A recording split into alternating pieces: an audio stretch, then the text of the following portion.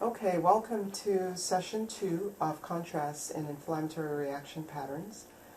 We're still in the interface reaction pattern, and we're going to kick off with one entity that I didn't get to record from the last session, and the two entities that I want to contrast today is Erythema multiforme and graft versus host disease.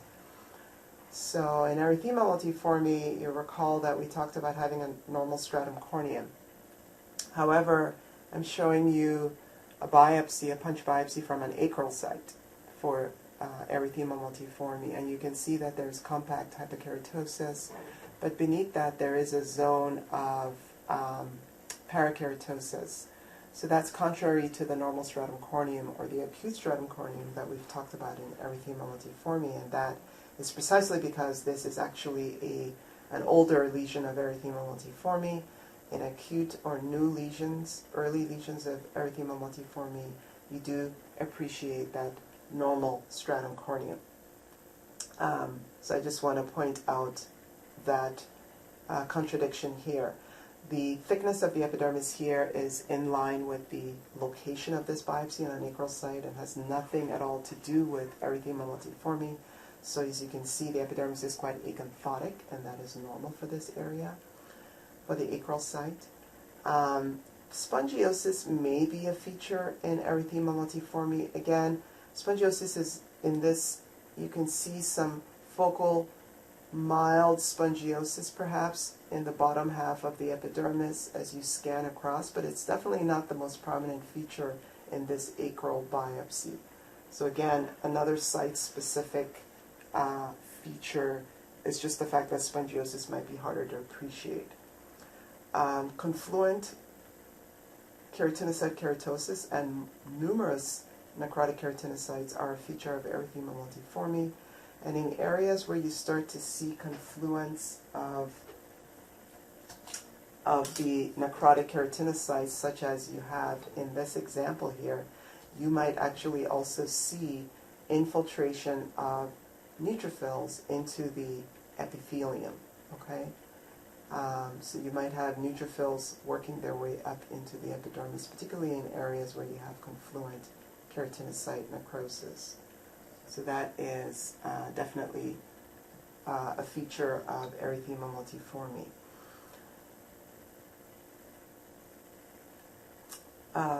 The other feature to pick up on is the fact that you really don't have any atypia of the keratinocytes, even though you have many necrotic keratinocytes at various levels of the epidermis. The keratinocytes themselves don't look atypical, not like what you'd expect to see in graft versus host disease.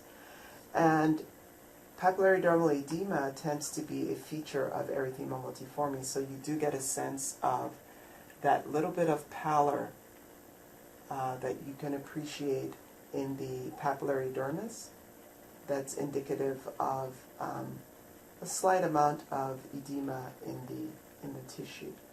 So that's definitely a feature of E. multiforme that is not seen in graft versus host disease. Now, to contrast those features with graft versus host disease, in graft versus host disease, you can see that epidermis, this is a punch biopsy, that the stratum corneum, in this case, is mostly basket weave. So you've got a basket weave stratum corneum, but the stratum corneum can be orthokeratotic as well, so just keep that in mind. You don't typically have much in the way of epidermal spongiosis. In fact, you really hardly have any spongiosis of the epidermis in graft versus host disease. You're not really seeing those confluent zones of keratinocyte necrosis. And I think the reason why is because the vacuolar damage tends to be the predominant feature in graft versus host disease. And while you do have apoptotic keratinocytes, they tend to be situated, in the bottom part of the epidermis, although you can see them in the upper layers, but they don't tend to be as numerous as what you have come to recognize as a feature of Erythema multiforme. And then another striking feature, so that's an apoptotic keratinocyte there, a little bit of satellite cell necrosis with an adjacent lymphocyte. See that satellite cell necrosis. Another feature of graft versus host disease is the fact that the keratinocytes look atypical. And the best way I can sort of help you think about it is it looks like the epidermis is just not doing well, or kind of has that AK, actinic keratosis-like appearance to it, where there's just a little bit of atypia of the keratinocytes. And remember, that's a reflection of the induction chemotherapy that these patients have typically obviously received. And that is not a feature that you would expect to see in erythema multiforme. Papillary dermal edema, which we had mentioned as a feature of erythema multiforme, is not particularly striking in graft versus host disease. So, key distinguishing features between these entities, again, that stratum corneum is normal in this case, it's basket weave, but you can have orthokeratosis, just a slight compacting of the stratum corneum.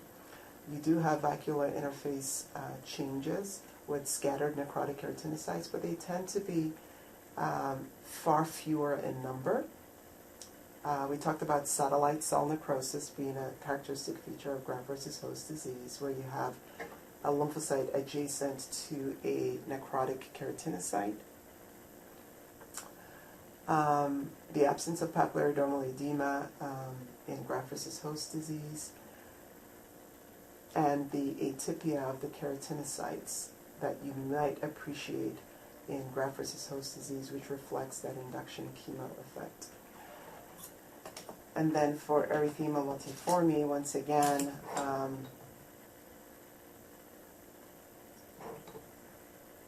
I just want to use this example to highlight the multitude of apoptotic keratinocytes that are present in erythema multiforme at literally all levels of the epidermis. Okay, we'll move on to session 2 cases, which we're going to cover 5 main contrasts. And we'll start off with a contrast between discoid lupus erythematosus and polymorphous light eruption. So, discoid lupus erythematosus is an entity that we covered last time. And the reason why I'm drawing a contrast with polymorphous light eruption is because the dermal infiltrate and the distribution and density of that infiltrate in both of those entities share some similarities. So I think it's important to recognize those, even though polymorphous light eruption, or PMLE, is not an interface reaction pattern diagnosis. So here, this is a punch biopsy. We have ortho hyperkeratosis. I want to draw your attention to follicular plugging, okay? You can see how the follicular infundibulum here is plugged with keratin, and it's heaped up at the shoulders and in the infundibulum. So this is what follicular plugging looks like, and that's a characteristic feature of discoid lupus erythematosus. When you look across the breadth of the biopsy, you'll see that the epidermis is variably thinned in some areas and hyperplastic in other areas. And so it has that sort of irregular appearance to it, with some thinned areas and some more hyperplastic zones. So that's another feature of DLE. When you look a little bit closer, you will see kind of that vacuolar degeneration of the basilar epidermis with scattered apoptotic keratinocytes. So I'm pointing those out with my arrow. Scattered apoptotic keratinocytes, particularly in areas where you have that vacuolar degeneration and associated lymphocytic infiltrate. The other feature I want to point out is the thickening of the basement membrane zone. You can see that the basement membrane zone along the dermal epidermal junction is thickened, and a PAS stain is a great stain to highlight that thickening of the basement membrane zone. And that really just reflects the chronicity of this process, that there has been a chronic, ongoing interface reaction at the junction between the epidermis and the dermis, which results in secondary thickening of the basement membrane zone. So that's a key feature of discoid lupus that you would not expect to see in polymorphous light eruption. And then when we go on lower power, hopefully you can appreciate that there's a fairly dense infiltrate that is situated not just at the junction, but around the superficial blood vessels, as well as the mid to deeper blood vessels, and extends around the adnexal structures. So the hair follicles are involved, as are the deeper blood vessels. So it's a superficial and deep infiltrate around the blood vessels and around the adnexal structures. That's a key feature for discoid lupus. And we don't typically, really appreciate the periadnexal quality of that infiltrating PMLE, as you'll see. So, this is one example of polymorphous light eruption. This happens to be a shave biopsy, so we can't really assess the depth of the infiltrate, but there are features we can still glean from this biopsy. So you'll notice that the stratum corneum has normal basket weave pattern, as opposed to the compact hyperkeratosis we learned about in DLE. You can see that there's no follicular plugging. Okay, we've got a nice hair follicle here with a normal hair shaft, as you can see here, and normal basket weave stratum corneum. It's not plugged at all. We typically have a normal thickness and pattern to really rich pattern in the epidermis, so the epidermis is usually reasonably normal. We don't have the focally thinned and hyperplastic zones in the epidermis. The epidermis is usually of normal thickness. We don't see necrotic keratinocytes because, again, this is not an entity that falls in the interface reaction pattern, so you will not see vacuolar degeneration of the basilar epidermis. You will not see necrotic keratinocytes. However, spongiosis can feature prominently in PMLE, as you can see here, evidenced by the increased white spaces between the keratinocytes. There's increased spongiosis. You'll even see spongiotic vesicles. That's a spongiotic vesicle there. There's another one there. So that's a feature of PMLE. Remember, we talked about the thickening of the basal membrane zone, which is quite characteristic for DLE. We don't have that here because, again, this is not an interface reaction pattern. We don't have any mucin, interstitial mucin. But what is striking is the amount of papillary dermal edema that we have in the tissue. You can see how pale the papillary dermis collagen looks because there's increased fluid. And in some areas you have the epidermis separating from the underlying dermis because of all of that edema. And then you do have a perivascular infiltrate that's predominantly lymphocytic, as you can see here, and it's quite heavy. So that is one similarity between DLE and PMLE, is just that you have this perivascular infiltrate, but it tends not to be, periadnexal. It tends to be mostly perivascular. And I'll show you another example of PMLE that takes us a little bit deeper into the dermis. And you can see that that infiltrate actually goes around the blood vessels in the deep dermis as well. So it's not just around the vessels of the superficial plexus, but you actually have it around the vessels, the deeper blood vessels. You can see the edema in the papillary dermis, and you can see the spongiosis in the epidermis as well. So this is a great example of polymorphous light eruption. Okay, the next set of entities that I wish to talk about is distinguishing fixed drug reaction and erythema multiforme. So I'll go back to that previous example of erythema multiforme that I've shown before, just so you can see, to remind you. So that's erythema multiforme, acral site. And let's talk about fixed drug reactions. So in fixed drug reactions, usually you have neutrophils and eosinophils in the epidermis in early lesions, and then just a few necrotic keratinocytes. This is obviously a more well-developed fixed drug eruption because you have really broad zones of necrotic epidermis where you have almost full thickness necrosis of the epidermis. But look at that, you still have that acute stratum corneum. So this is an acute process because you have retention of that normal basket weave pattern of the stratum corneum, just like you would expect to see in early lesions of erythema multiforme. And then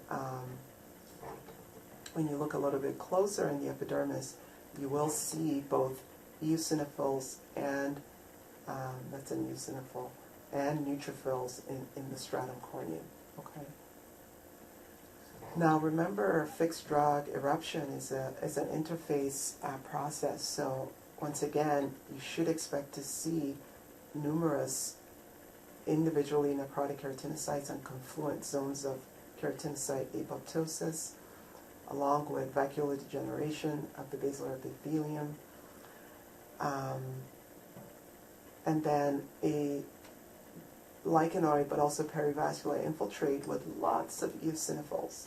And that's a distinguishing feature with erythema multiforme. All the eosinophils you see in fixed drug. You might see a few eosinophils rarely in erythema multiforme, but you tend to see a multitude of them in fixed drug reactions, as you can see in this focus here. Because it's an interface reaction pattern, you will see pigment incontinence, and that pigment incontinence tends to be not only situated up against the dermal-epidermal junction, but you can also see it dropping down and situated around blood vessels too. And in fact, that's a really helpful distinguishing feature between these two entities, because in fixed drug, the fact that you're seeing pigment around the blood vessels or in the zones around the blood vessels indicates the chronicity of this process. This is an acute unchronic process. It's an acute eruption that occurs, that has recurred multiple times in the exact same location. So you'll see features that indicate the acute and chronic nature of this process. So the melanophages dropping down to the perivascular space is really another key feature of this entity. And then the other thing I want to point out, and I'll use another example because I think it highlights it better, is that in fixed drug eruptions, this is another example of a fixed drug eruption. So we've got a nice acute or basket weave stratum corneum. We've got our interface reaction with lots of confluent necrotic keratinocytes along the dermal-epidermal junction. We've got a reasonably dense mixed infiltrate with neutrophils and eosinophils. But what I really want to point out at low power is that there's fibrosis here. You can see the fibrosis in the dermis. And the reason why you appreciate it as fibrosis are these vertically oriented blood vessels. There's just that subtle increase in fibroplasia between these vertically oriented blood vessels. And that stands for fibrosis. And that fibrosis tells you that this has been a chronic process. And the acute component of it lies in the epidermis, as reflected by your acute stratum corneum or basket weave stratum corneum, and the vacuolar change that is causing subepidermal clefting in this section here. So those are features that help you tell fixed drug apart from E. multiforme, is really the acute stratum corneum on top of chronic changes of superficial dermal fibrosis. The fact that the infiltrate is just denser than you would see in erythema multiforme, it goes deeper. The fact that you have lots of eosinophils typically in the infiltrate, and the fact that the pigment incontinence, when you do see it, tends to be settled in the areas or zones around the perivascular spaces. And obviously the amount of pigment you see varies depending on the skin phototype of the patient that you're evaluating or that was biopsied. But when you do find melanophages, they tend to be predominantly situated around the blood vessels. So again, just showcasing all the eosinophils in the background here, and neutrophils. So hopefully that gives you a great look at the distinction between those two entities. I just want to show some other variants of fixed drug reactions. This is This presented clinically as a bullous fixed drug reaction. It's a punch biopsy. It's a punch biopsy down to the superficial subcutis. But all the action is up here. And once again, you have that sort of basket weave stratum corneum. This must have been a darker pigmented individual because we've got a lot of melanin that's still up in the epidermis. And just so you can, to remind you that all of that pigment is going to fall down into the dermis and it'll be picked up by macrophages.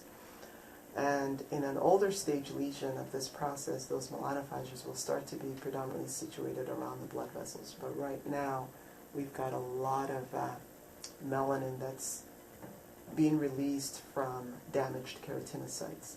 And then if you look at the infiltrate, hopefully you can appreciate that we have quite a few eosinophils in the infiltrate as well as neutrophils.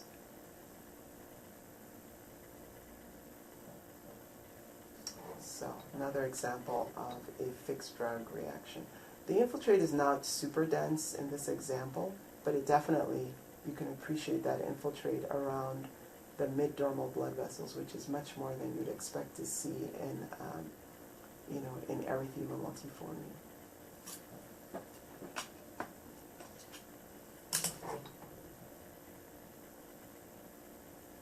This is another example of a fixed drug reaction, but I show this one just to show you that lesions age over time. And so in this example, there really isn't any basket weave stratum corneum. Okay, so you don't have that because this is an older lesion where you've lost that basket weave stratum corneum, and you really just have this parakeratosis. But you still have an interface process. You still have scattered necrotic keratinocytes in the epidermis, and you still have the pigment incontinence, the eosinophils in the infiltrate. Hopefully you can appreciate that. You can see the melanophages in the background.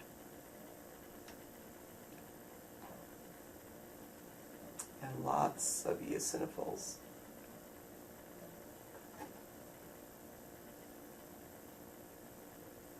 And then the epidermis is necrotic.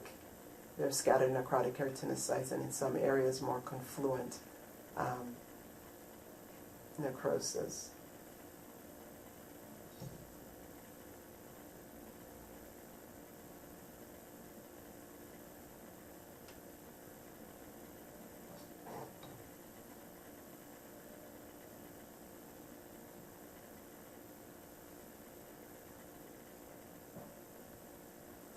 So this is just yet another example of a fixed drug eruption. That's just a little bit of an older stage lesion, but still a fixed drug. All right. The next set of entities I want to talk about is distinguishing is Lichen planus versus Discoid lupus. And let's see here. If you recall from our discussion last week, Lichen planus has a very characteristic appearance. We talked about kind of that predominantly superficial or band-like or lichenoid lymphocytic infiltrate right along the dermal-epidermal junction. We talked about the wedge-shaped hypergranulosis. That tends to be very regular in Lichen planus and is supposed to be a helpful distinguishing feature, the regularity of the wedge-shaped granulosis, hypergranulosis in LP. The fact that we don't really have any interstitial mucin in Lichen planus, and we typically can have it in lupus erythematosus, but not always. Let's see, what else? We talked about the fact that the basement membrane zone is not thickened in Lichen planus, and I'll show you, remind you again in discoid lupus that thickening of the basement membrane zone being a very helpful feature. So this is Lichen planus, and I think we discussed it in enough detail last week, but I just want to draw that contrast with discoid lupus once again, highlighting, starting off first with the dermis, that's superficial and deep, perivascular, periadnexal lymphocytic infiltrate, versus in Lichen planus, the infiltrate is mostly up high, right up against the dermal-epidermal junction. You don't have that deep perivascular or periadnexal lymphocytic inflammation. And then the fact that in discoid lupus you do have increased mucin. I'll show you, this example is not the best for highlighting mucin, but I'll show you examples that demonstrate some mucin deposition. Mucin is not necessarily a definitive feature that you always see in discoid lupus. We talked about how the thickened basement membrane zone is quite characteristic for discoid lupus, so if you can appreciate that on H&E, that's great. If you need a PAS stain to help you see that, that's another option. So that thickening of the basement membrane zone is classic for discoid lupus. Now, important to distinguish the soleil-estotic ribbon-like change that you see in chronically photodamaged skin. This is not mucin, okay? I'll show you an example of what mucin looks like in the interstitium. But these are just altered elastic tissue fibers in a biopsy from chronically photoexposed skin.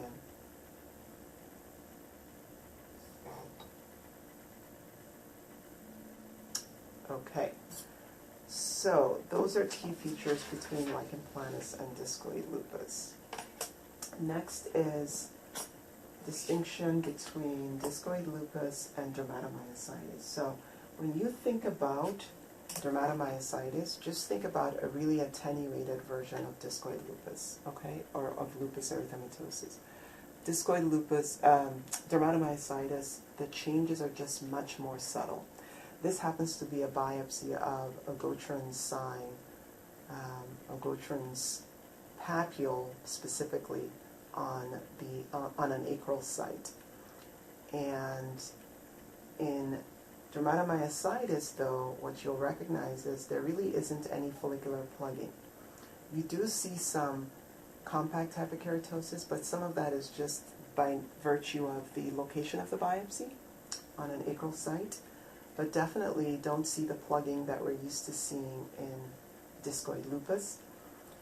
If you do see an infiltrate, it is typically sparse, okay? So when you look here, you can see that there is some vacuolar degeneration of the basilar epidermis, but it's really subtle, right? It's not as striking as what we were used to seeing in some of the other interface processes, definitely including discoid lupus erythematosus. So there's some vacuolar degeneration. We have some apoptotic keratinocytes. You can see there. I'll go in on higher power. Okay. You even have some concomitant melanin incontinence in melanophages. But again, very subtle, very sparse infiltrate, subtle vacuolar change. The infiltrate is not typically lichenoid. It's not that heavy lichenoid infiltrate you see in Lichen planus or in discoid lupus. And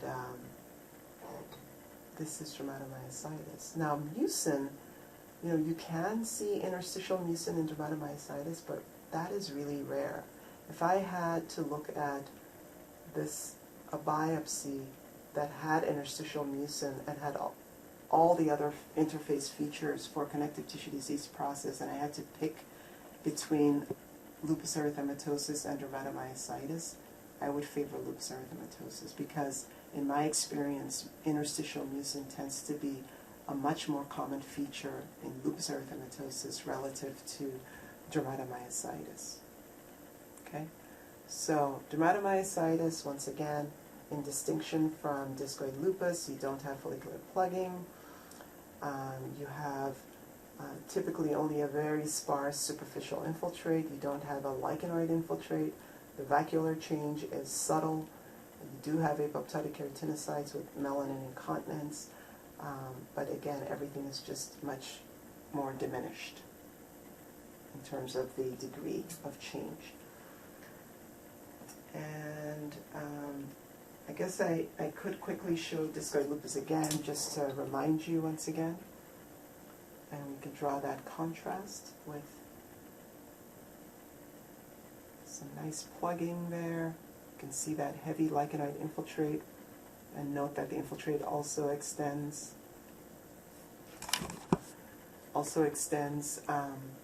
around the superficial and deep vascular plexus as well as around the adnexae. Okay, the last set of entities that I just want to cover, actually before I cover the last set of entities, I wanted to show you some other examples of lupus erythematosus because we have subacute varieties, subacute cutaneous lupus. And in general, subacute and acute lupus erythematosus tend to have less in terms of density of infiltrate, in terms of degree of vascular change relative to discoid lupus. So you typically don't see follicular plugging. You're not going to see a heavy infiltrate. Infiltrate tends to be milder, but you can see that there is still somewhat of an infiltrate and there's vacuolar degeneration of the basilar epidermis. As you can see here with melanin incontinence, scattered necrotic keratinocytes. And then the other thing with the acute and subacute variant of lupus is the attenuation of the epidermis. It's almost like someone took a sandpaper and sanded down the bottom part of the epidermis. You just have an effacement of the reedy ridge pattern, and you have kind of a thinning or atrophy of the epidermis. As opposed to discoid lupus erythematosus, where the epidermis is quite hyperplastic in some areas. It's thinned in some areas and hyperplastic in some areas. In acute and subacute forms, it's uniformly kind of effaced and flattened. So that's another helpful feature. And then, if you do have an infiltrate, it tends to be not as heavy and mostly around the superficial dermal vessels. Okay? So that's one example of lupus. This is actually, I think, a great example of discoid lupus, just to show you kind of a milder variant of it. There is still a superficial and deep perivascular and periadnexal infiltrate, but the interface changes involve not just the epidermis, but also the follicular epithelium as well. You can see the basovascular change of the follicular structures. So they're also involved with this interface process.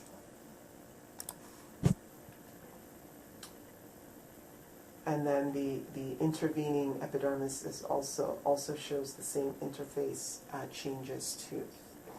So I thought this was a good example for discoid lupus. But one thing I wanted to highlight is what mucin, interstitial mucin, looks like. So whenever you have white spaces between collagen bundles, it's either edema or mucin, one of those two.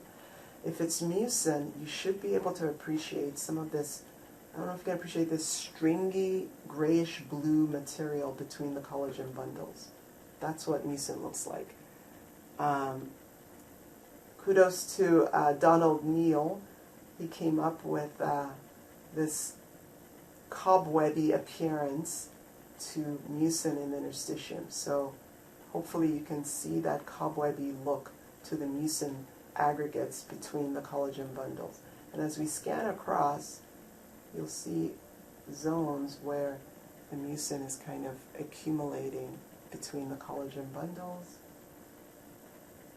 And that's really what mucin looks like. So again, a feature that of lupus much more so than dermatomyositis. A bit more mucin there.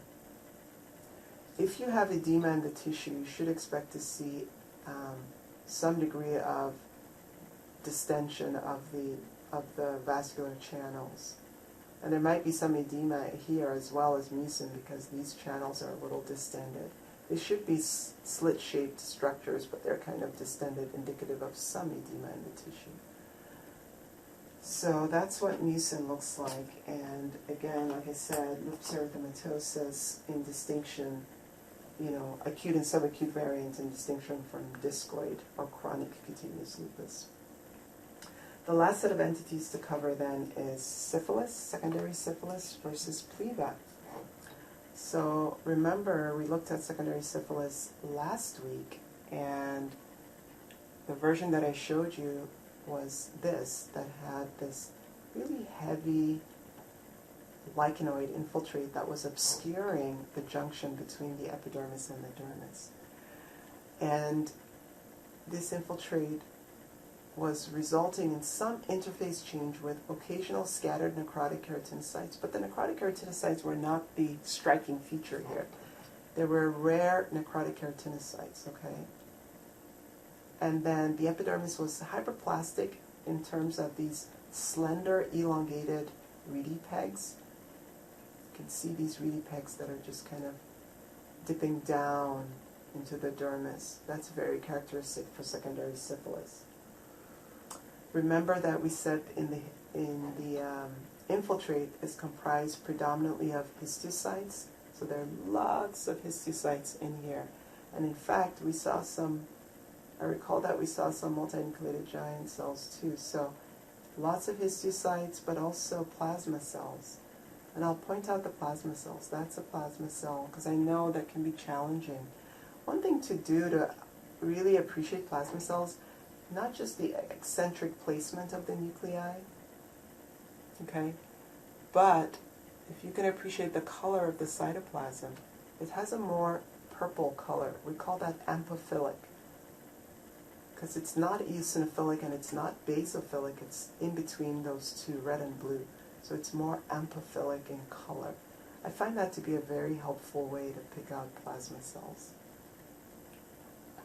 You just get in the habit of finding them when you're looking at slides, and then you'll get better at picking them up.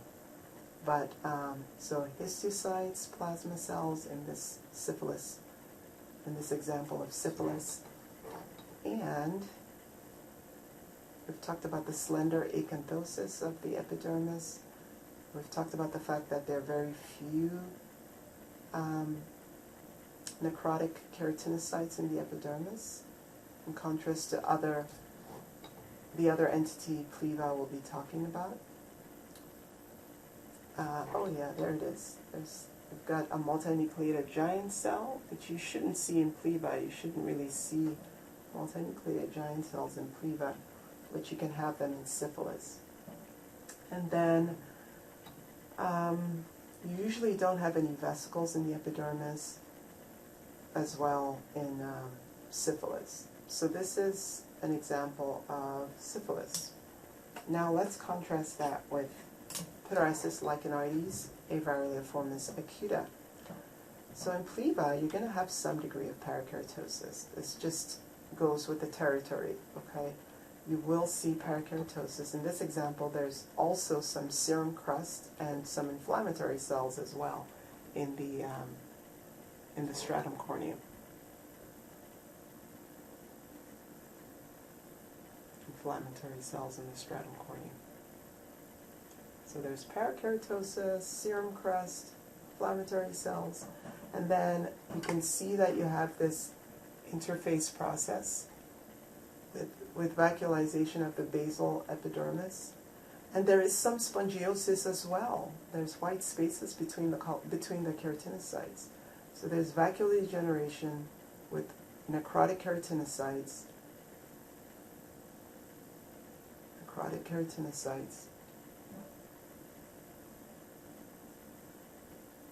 And then you also have some spongiosis in the epidermis.